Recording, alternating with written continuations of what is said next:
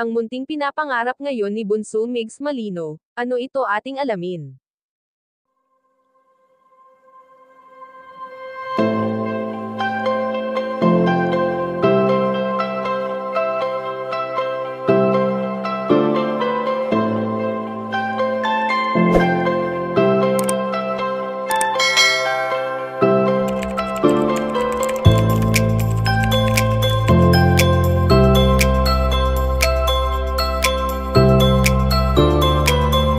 Alam naman natin kung gaano kapursigido ngayon si Bunso Migs Malino sa lahat ng bagay na kanyang ginagawa sa tulong ng mga taong malalapit sa kanya.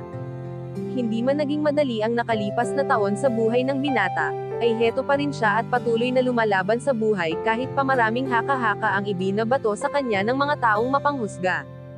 Hindi naman lingid sa kaalaman ng lahat na simula noon pa man ay nagpakatotoo lamang si Bunso Migs Malino sa kanyang tunay na nararamdaman at ni minsan ay hindi nito naisip na magpanggap lamang.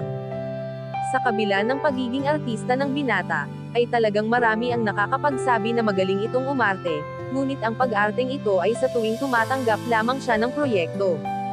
Matatandaan na noon pa man ay kitang-kita sa mga mata ng dating magkatambal ang pagmamahalan na nabuo sa kanila, na walang ibang iniisip kundi ang pagiging masaya nila sa bawat isa.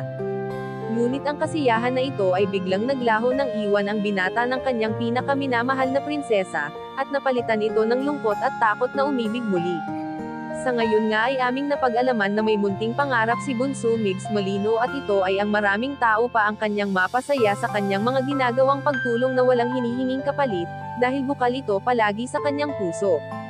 Kayo mga kachika, anong masasabi nyo dito? Please leave the comment and don't forget to subscribe.